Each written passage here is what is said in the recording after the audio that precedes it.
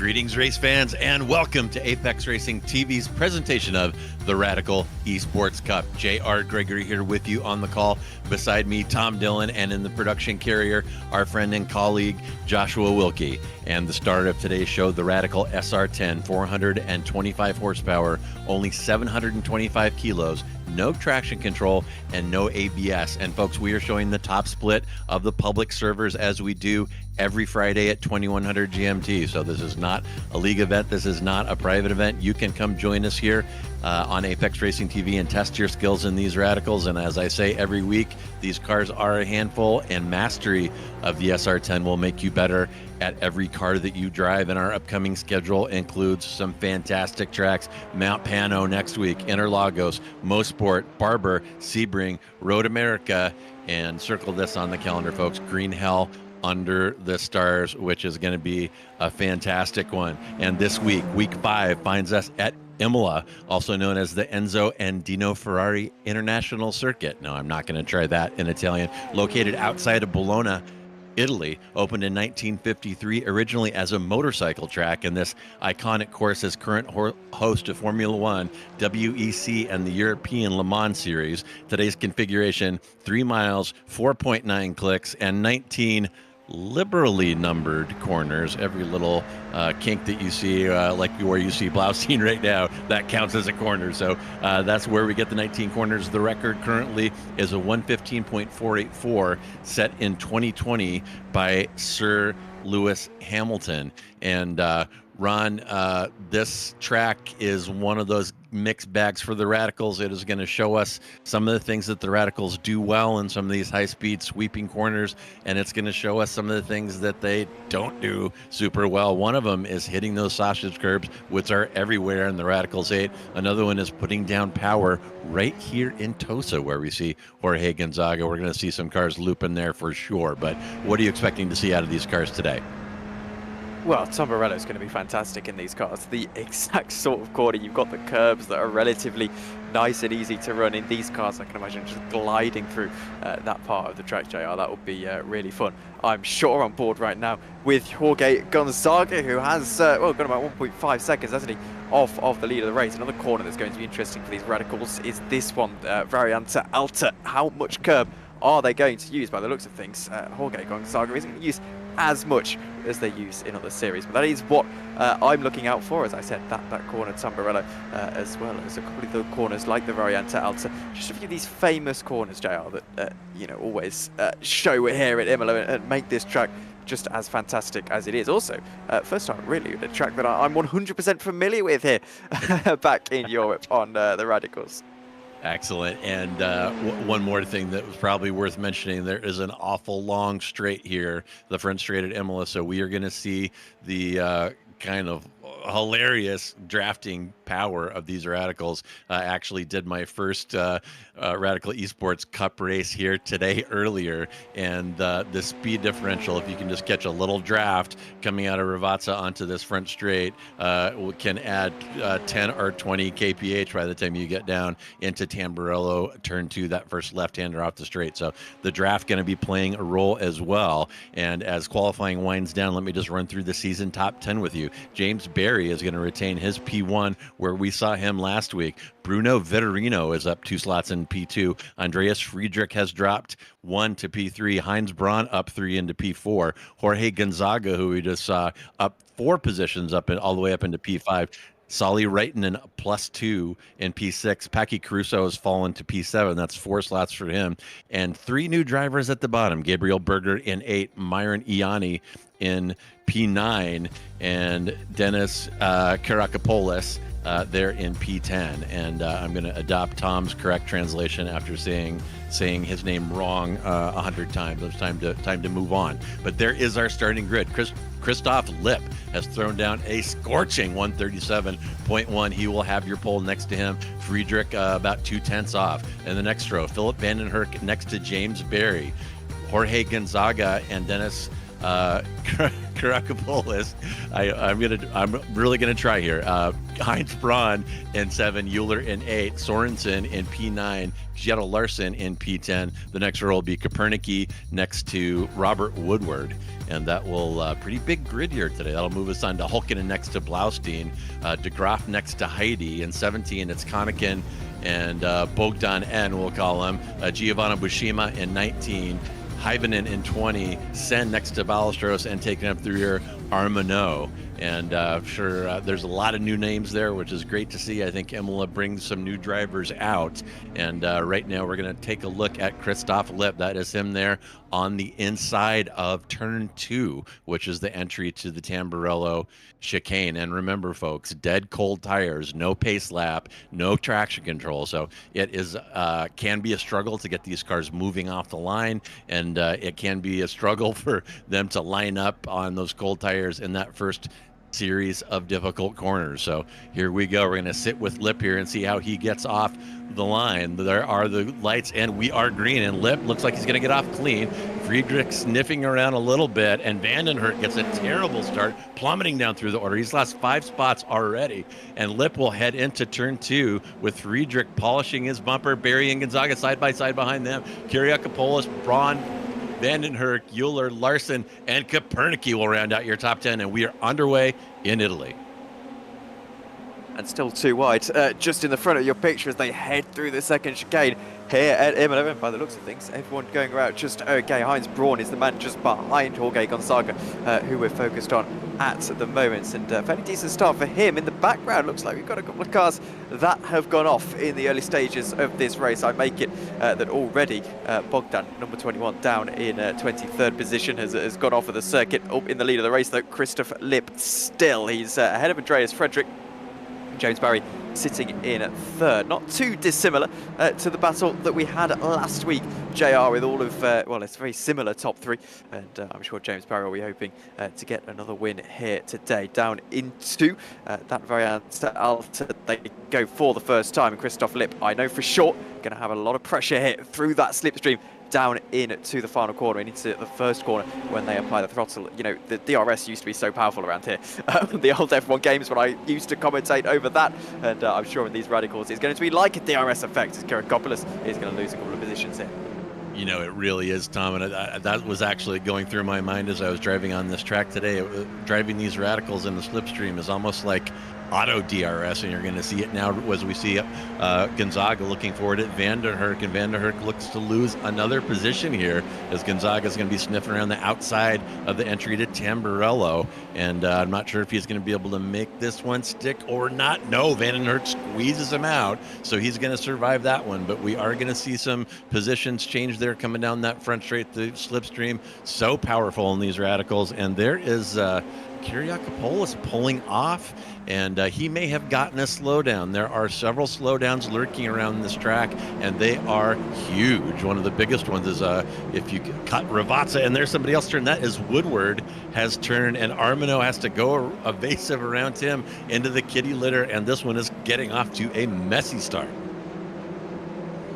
Really messy start, and it's the nature of this circuit, so difficult as we go back to the top of the field. Christoph Lipp got himself 5 turns per second or so as they make their way out of, I always forget this corner's name, I have to look at my track map, it's Villeneuve, no, it's Taquaminerali, that's the one. We've got a replay coming up for you. My Imola track names, clearly something that I need to revise a little bit. This is an incident then, and I believe it'll be Mika Hulkinen who went off on that first lap, and he gets caught up, just the black car on the inside, the number 17 by the looks of things. Trying to see who that is. It's Ivan Kanikin by the looks of things, and not the ideal situation for Hulkinen, I have to say, has been played with a little bit of bad luck over the course of the last couple of weeks or so.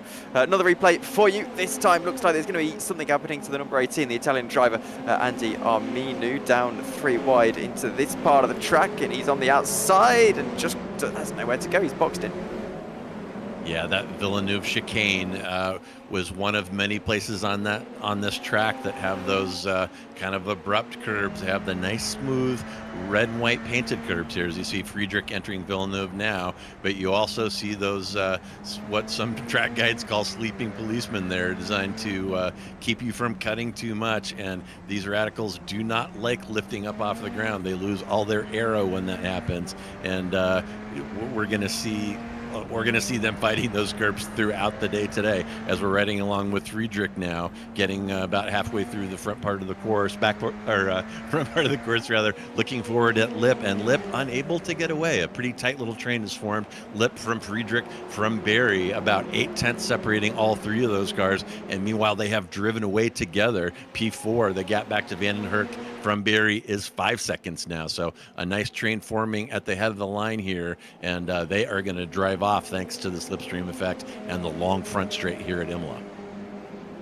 Absolutely, and this battle for fourth going to rage on. A huge gap though to the top 3-4 seconds already in 2 laps. Not ideal at all. Organ on the recovery drive, by the way, gets himself up a spot into 15th position, so that's promising progress for him. Meanwhile, we're going to see just how the slipstream works here. It's also 0.5 of a second. I wonder if Frederick playing a little bit of cat and mouse here, making sure he doesn't overtake, leaving himself vulnerable later on. We'll wait and see that gap coming down quite considerably. Still though, Lip going fastest by about 0.2 of a second, and I don't think the slipstream quite as powerful as we were anticipating here. Down into turn 1, Tamburello not going to be a move for Braun in that 5th position at the moment, has to stay behind and settle in to his rhythm. 0.3 at the top of the field then. It'll be interesting to see how Frederick starts to apply that pressure, and as well if this pressure from Braun starts to turn into any kind of move or anything. Yeah, and Braun with Gonzaga sniffing around behind him as well. I kind of like Gonzaga maybe to make a move down into Tamburello, with Braun having his attention focused on Herc.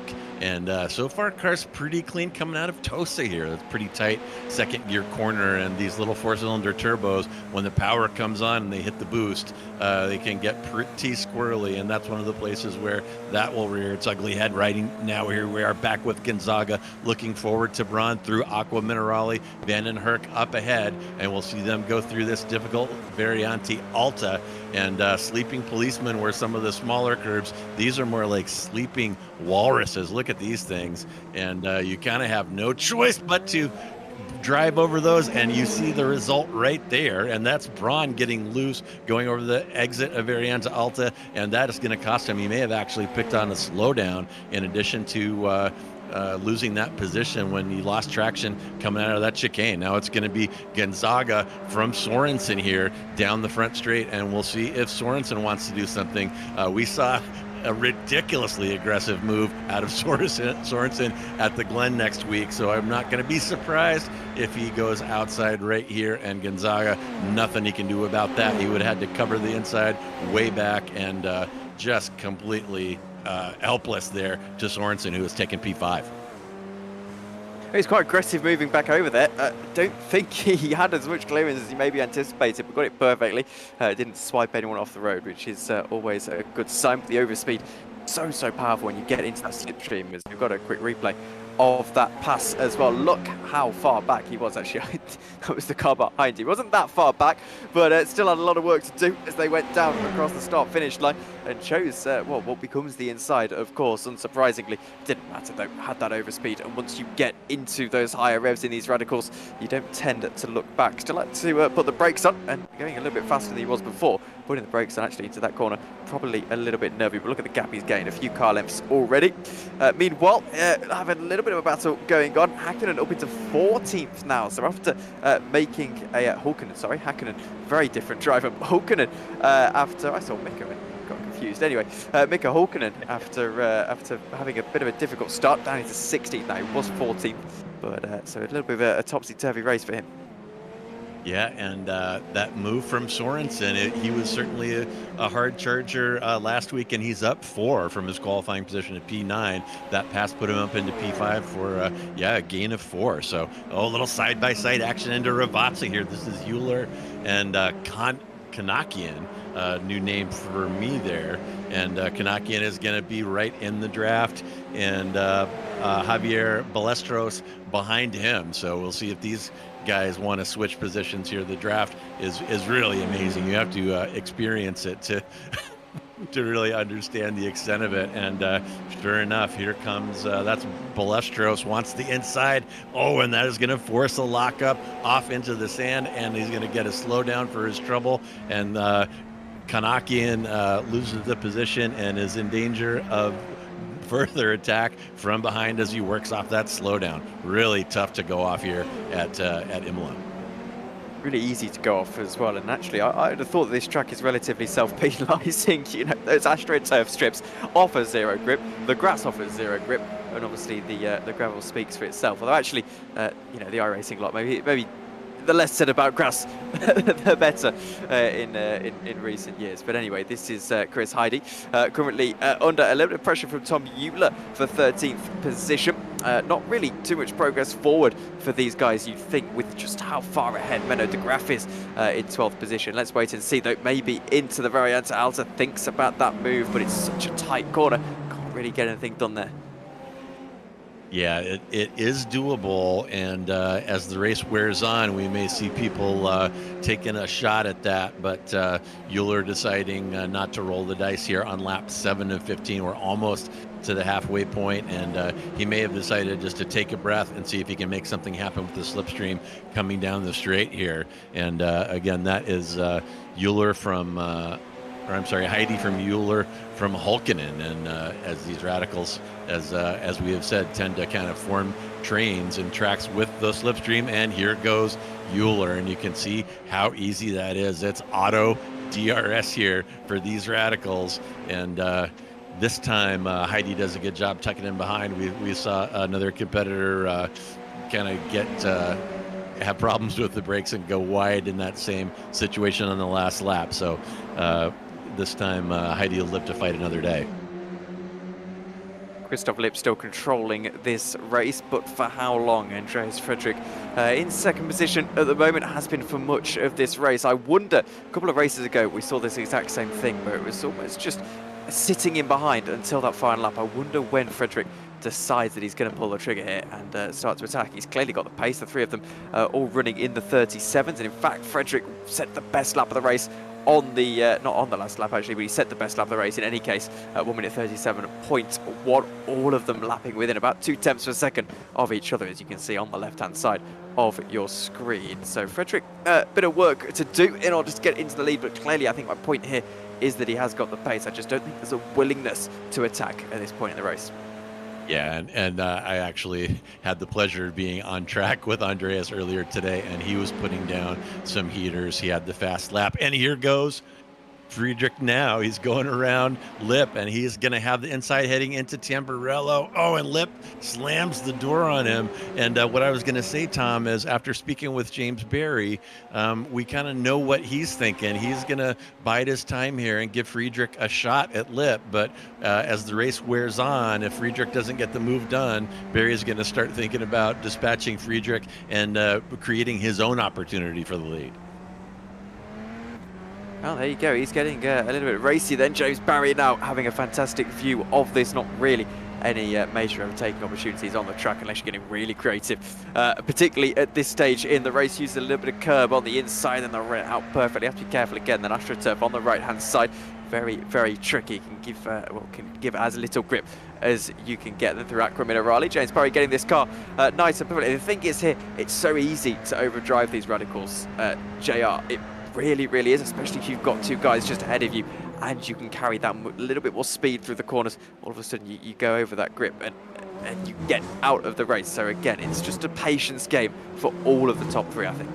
Well, and it really is, and due to the rapid tire wear that these radicals can experience, it's also a game of patience. You can't put down a qualifying lap right now, even though you might want to, because there's 8 more laps to go, and you can run out of tires before it's over. As we watch this trio, Lipp from Friedrich from Barry come across the line again. Lipp's going to cover the inside and move back over to take the regular racing line, and look at Barry. I told you he was thinking about taking a piece of Friedrich. He might have been a little test run there to kind of see what he could do under braking, and we may see him execute that move on the next lap. Luke Frederick, Barry, all by the looks of things, close together still. Sounds like we've had a crash at some place on the track. We'll get Joshua working on the replay of that, and in fact we have it. So here is Giovanni Buscema. What's happened to him? Anything untoward down into, this looks like Variante Alta. Oh, he's just, that is a bizarre crash actually. Just gone off. He outbroke himself and then didn't seem to make an effort to turn into the corner that much. I wonder if he locked up, then decided to try and save the flat spot on the tyre maybe, as Jorge Gonzaga under a little bit of pressure. This will be side by side with Braun, who's had a very eventful race so far. Won't quite get him into Acro Minerali, but sets himself up for the run and gets the run. So we'll talk about that crash in a moment as they go through into Variante Alta. Heinz Braun on the outside line. This is for 6th position. Will be very, very difficult. And again, into this part of the track, won't quite be able to do so, but it has compromised the line of Jorge Gonzaga as they head now down into the final corner of that turn 17 and turn 18. Maybe a little bit of a dive into the final corner then as Heinz Braun is getting the speed, but again, just stay sensible.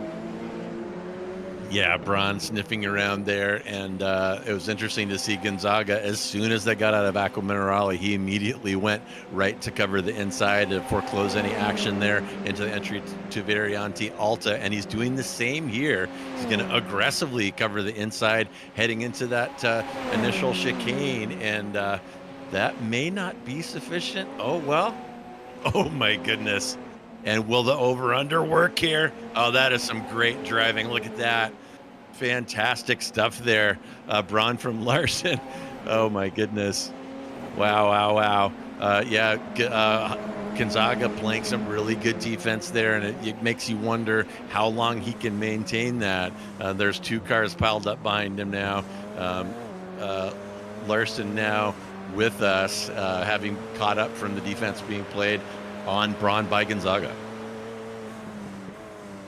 Larson then watching this happen right in front of him. Braun still not able to find that way through, as we mentioned, lap 10 of 15, so he's got to get a hurry up if he is going to do it. Into the Acqua Minerale corner they go, and on the exit of the corner we'll see if Braun's able to get the run again. Jorge Gonzaga driving very, very defensively. This will compromise his line again as they go through the Variante Alta. Braun putting his car in the perfect spots. He's going to be held up a little bit on the exit though, and this really brings Larson into the equation as they head now down into turn 17. Looks like they spread out a little bit, just about a car length or so. And again, I think what's happening here is Gonzaga on the exit of Variante Alta is just holding up the car behind him a little bit, and that's obviously going to be frustrating for the car behind him. And right now, going to be all about this battle down the pit straight. Yeah, we'll see if Braun runs out of patience here. It seems, Tom, like he's going to have to try the outside going into that initial chicane here and make something stick the way Gonzaga is defending. And there he goes and squeezing Gonzaga over. Braun finally gets through there and probably giving Larson a little lesson on how to deal with Gonzaga's defensive line. I'm betting that Larson's going to give that one a try the next time through. But Braun now able to create some space here. He's already got about 4/10 behind him to Gonzaga. Meanwhile, it's Woodward versus who is that? Conicon. Looks like Woodward is going to sneak by and make that pass work. If that was a pass, yeah, that's Woodward making P16 there happen on the entry to that initial chicane. So lots of action there. Oh, but Conicon not giving up. Goes into the outside of Villeneuve and makes that pass stick. Wow, some great driving between these two. They're going to be side by side into Tosa. What is going to happen here? Woodward's hanging in, keeping his position, and they're still going to be side by side on the next corner. My goodness, this is some of the best action that we have seen today. These two taking a track tour side by side here, and finally, Conicon manages to get ahead, and he will lead Woodward into Acqua Minerale. But one has a feeling, Tom, that this one is not over. Absolutely. Woodward getting the exit out of Acqua Minerale. Can't quite get the overlap, but he's going to give it a go. And the problem is here, the 17 can't get to the outside line. Gets himself back onto something of a racing line. And again, he's going to get away with it into the variant Alta as we now go down into the final corner once again. Clearly an action zone today by the looks of things. They go down into that corner. Surely Woodward thinks about a dive. He doesn't. Going a little bit defensive actually as Braun gets past Gonzaga finally. Looking into the braking zone. Woodward, well, he was looked like the car ahead of him was just going a little bit defensive. Yeah, and I'm surprised we have not seen a dive into Ravazza there, Tom. It's definitely doable. You've seen a couple peaks down on the inside there, and with time running out, lap 12 of 15 now, only a handful of laps left. I would not be at all surprised if we see somebody try that one. There are a couple places to make passes happen, although obviously these drivers have a tendency to kind of prefer the entry to Tamburello to get stuff done. And I think we're going to see a little bit of that right here. It's now Gonzaga looking forward at Braun. Braun's going to give him the Gonzaga, cover the inside, and Gonzaga will try the outside. Oh, my goodness. And there go those sleeping policemen, and Gonzaga lucky to still be pointing down the track after that. That Radical bouncing all over the place, and great reflexes by Gonzaga to gather that one up. And here we go back with Woodward and Kanakian still working it. This is Aqua Minerale now entering that side by side. And Woodward having a hard time putting the power down on that exit. That's very tough right at the ragged edge driving there as these cars go through Aqua Minerale. Meanwhile, up front, that is Friedrich on Lip for the lead. Friedrich has finally made it happen. Now it's Friedrich from Lip, from Barry, and is Barry going to be the next one to take a crack at Lip? And Lip looking like he's not satisfied with P2. He's sniffing all around to see if he can make something happen. Maybe going into Tosa here, he looked, but Gonzaga covered the inside. And man, some great action here at Imola today with all throughout the field, but these front three starting to put on a good show as things are heating up.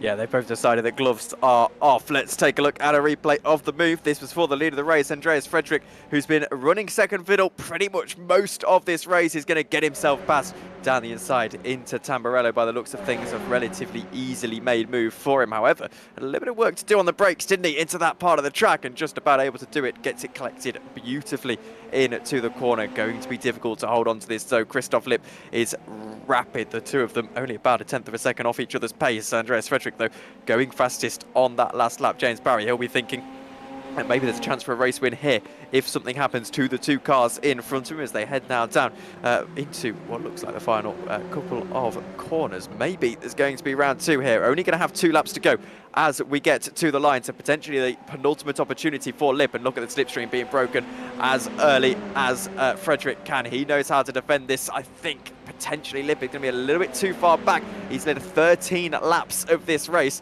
Might be 3 too little, I fear, as they go down into Tamburello. Looks like he's not going to be able to make a move just yet. Yeah, and I hope that James Berry comes by to share his thoughts about this after the race. I would almost guarantee you that he is considering a twofer here. He knows that it's possible, and he may be able to go from P3 into P1 on the last lap here on the final entry into Tamburello. And I know it's he's calculating it right now, the likelihood of that, and it'll be super interesting to see if he tries that. The gap between all 3 of those cars now is about 0.7 of a second, well within the draft range of all of them. So when that train heads down the pit straight for the last time, I think it's pretty likely that we're going to see another change of position, and we're probably going to see Friedrich covering that inside line. So what is Lip going to do? Is he going to try to go around the outside, and will Barry try to follow? And coming down to crunch time here with some fantastic action on the podium runners right here. We'll be heading into the final lap of the race when they get down into Ravazza for the penultimate time in at the race. This is going to be so close. Lip knows he's probably got one more opportunity, and he's all over the tail of your current race leader, his fellow countryman as well, in Andreas Fredericks. This is the final opportunity, and oh dear, he's made a mistake, and that's going to take him out of it. He just about collects it, but James Barry goes through into second position, so Lip throws away a chance of the race win, or try and get himself back into second position as the white flag is in the air. But right there, that is a costly mistake, and I fear that Christoph Lip has just thrown away his chance of winning this race. Yeah, he sure has. And we talked about that, Tom. The tires will go off on these cars, even though it's only a 15-minute sprint race or 15 lap sprint race that only takes not even 30 minutes. These radicals will go through the tires. They do not have traction control. The track is super greasy. He's off into the AstroTurf there, and really good catch actually to not completely loop it and remain in podium position. But yeah, Lip is completely out of it, and it looks like Friedrich is going to bring home the victory here. He just has to get through Aqua Minerale, Alta, and Ravazza one last time, and we will be seeing the checker on this lap.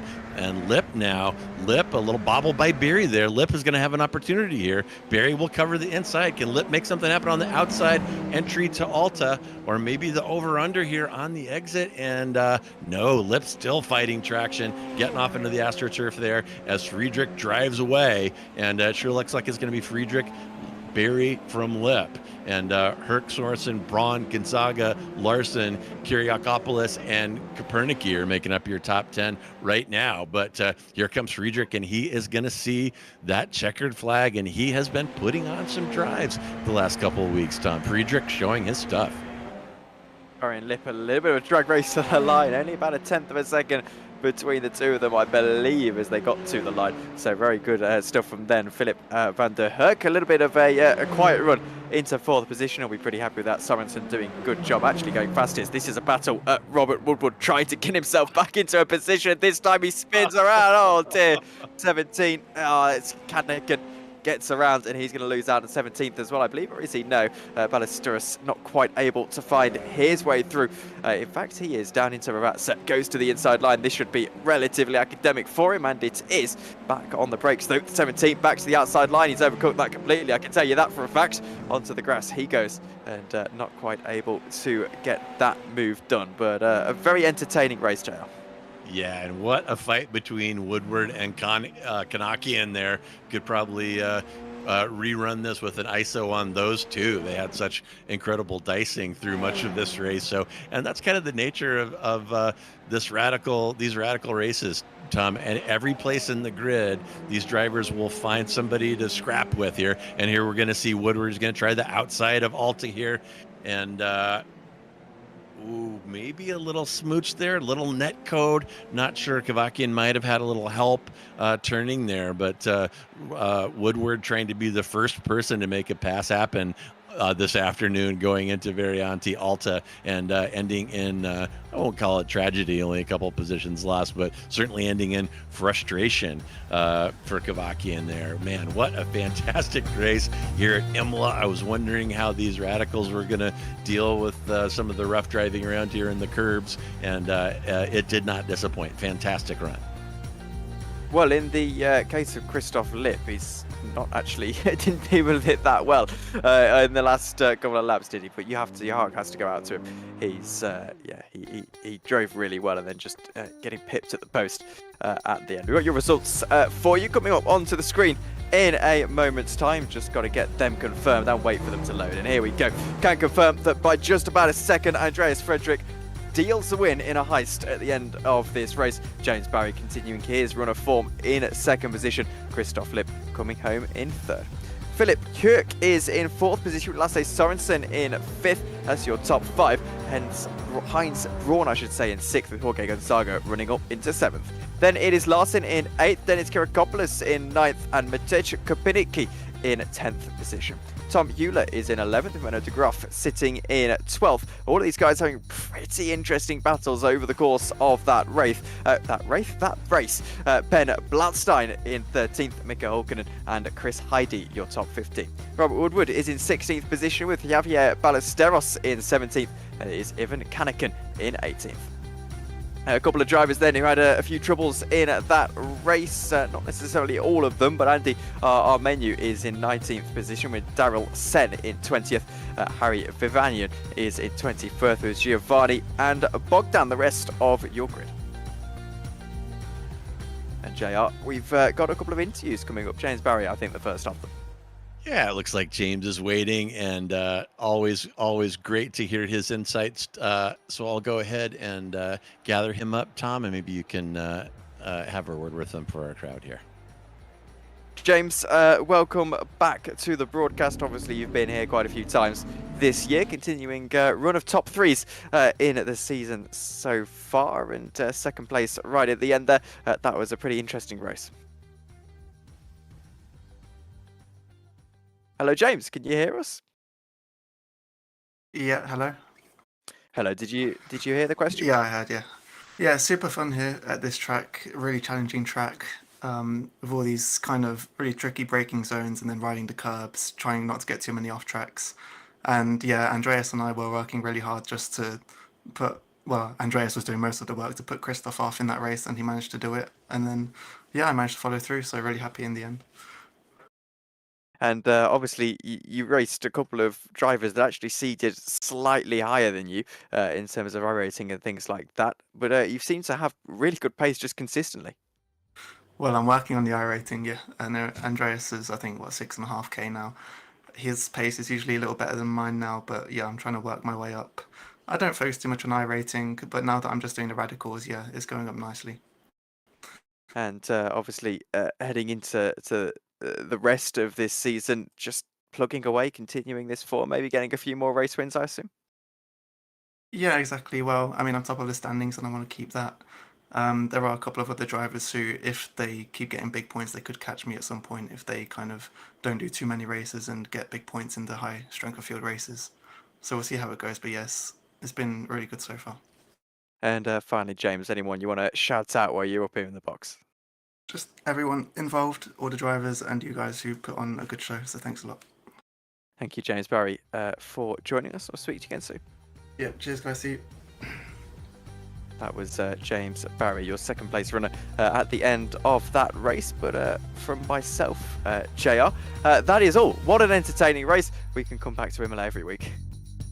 Yeah, that was absolutely fantastic. And folks, remember, we here at Apex Racing TV, not just about these radicals. We have got some of the best tracks, best cars, and best esports drivers in the business 7 days a week on YouTube. So don't forget to subscribe to Apex Racing TV and hit that notification icon to make sure that you don't miss any of the action. Coming up this weekend, we have 2 Ray Esports events, Spec Racer Ford Weekend Warriors at VIR and Formula Ford Weekend Warriors at Mosport, those 2 Ray Esports events. Those should be absolute crackers. And on Monday, we'll start the week off strong with Rikmatek World Challenge. That is going to be multi-class GT3 versus prototype, or GT3 and prototype racing at Suzuka. And Suzuka always puts on a good show and might be damp on that one. So you'll have to tune in and see how that one unfolds. So that is going to be our broadcast today. J.R. Gregory here for Tom Dillon and our producer, Joshua Wilkie. Thank you so much for joining us. Have a fantastic weekend and happy Friday.